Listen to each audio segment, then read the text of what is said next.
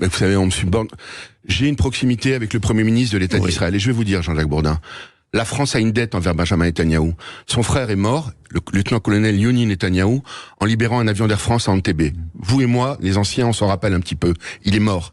Et ce jour-là, pour libérer des otages, justement. Et il sait ce que lui-même est rentré dans un avion de la Sabena où il a pris une balle dans le cou, Benjamin Netanyahou, pour libérer des otages.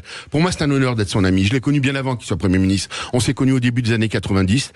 Je suis fidèle en amitié, mais on a surtout une proximité idéologique. J'ai été élu à 4 reprises par les Français. Les Français d'Israël m'ont donné entre 80 et 90%. C'est ça le suffrage universel. À 4 reprises, à contre-courant contre le président, le candidat, y compris à l'époque de Nicolas Sarkozy, j'étais à l'époque UDI, au François Hollande, et les candidats de Macron. C'est que j'ai une certaine légitimité à défendre les Français d'Israël. Il s'avère que ça fait maintenant près de 16 ans. Est-ce qu'il joue dans cette guerre sa survie politique et sa liberté? Vous savez, il a été 16 ans. Jacques Bourdin, il a été 16 ans au cumulé, je crois, une quinzaine d'années Premier ministre. Il a été élu à surprise, il a perdu. Le jour où il a perdu, il est rentré, il a tout arrêté. Il pourrait être milliardaire s'il faisait des affaires ou des conférences, parce que c'est un des hommes les plus demandés au monde. Mais il a aujourd'hui la passion de son pays de sauver ce minuscule État juif. Et on voit aujourd'hui les massacres, les pogroms. Je crois que c'est un homme d'État. On peut l'aimer, on peut ne pas l'aimer.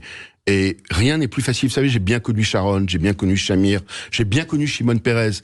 Israël a des grands hommes d'État. Israël veut la paix, que ce soit à droite ou à gauche. Ma conviction, c'est qu'il faut un homme fort. Netanyahou est un homme fort et qui a la passion du seul et unique État juif, qui est très important pour tous les Français juifs comme moi. Et c'est un honneur d'être son ami, c'est un honneur de partager régulièrement avec lui. Et je peux vous dire quelque chose. Un jour, ce serait intéressant que vous l'interviewez.